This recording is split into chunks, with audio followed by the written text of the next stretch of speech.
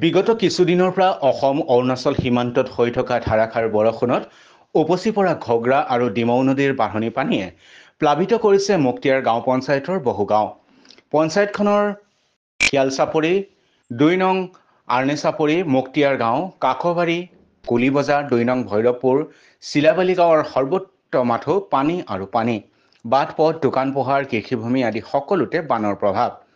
চিনমিকাম নোহোৱা হ'ল অঞ্চলটোৰ শতাধিক মীন পালনৰ পুখুৰী। বন্ধ হৈ পৰিছে ভৈৰৱপুৰ কলিবজাৰ পথৰ যাতায়াত। অঞ্চলটোত অব্যাহত পৰিস্থিতি পৰিদৰ্শন কৰিবলৈ অঞ্চলটোত উপস্থিত হ'লহি বিজেপিৰ চিলাপথাৰ মণ্ডলৰ এটা সজাতি দল।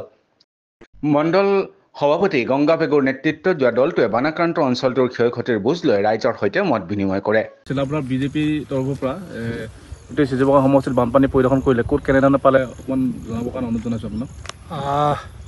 আজি মানে আমি মুক্তিয়াৰ পঞ্চায়ত আৰু শিলাৱতী পঞ্চায়ত কেইবাখনো এৰিয়াত মানে জেগাত গ'লোঁ। 2খন পঞ্চায়তত আমি বেছিকৈ বানপানী পালোঁ আপোনাৰ মুক্তিয়াৰ পঞ্চায়ত।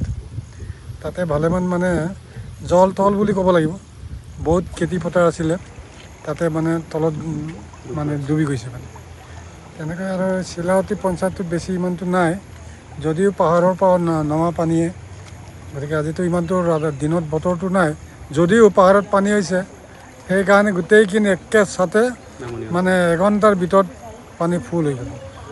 এইখিনিতে আপোনালোকে এটা কথা সুধিব বিচাৰিছোঁ যে যিখিনি মানুহৰ বানৰ কবলত পৰিছে তেখেতৰ কাৰণে কিবা ব্যৱস্থা কৰা হৈছে নেকি? নিশ্চয় আমাৰ প্ৰশাসনৰ, আমাৰ চৰকাৰৰ ফালৰ পৰা ব্যৱস্থা কৰা হৈছে, ৰিলিফ দিয়া হৈছে।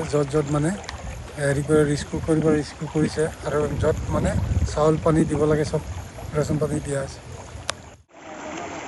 ধেমাজি জিলাৰ পৰা সঞ্জয় নাথৰ ৰিপৰ্ট।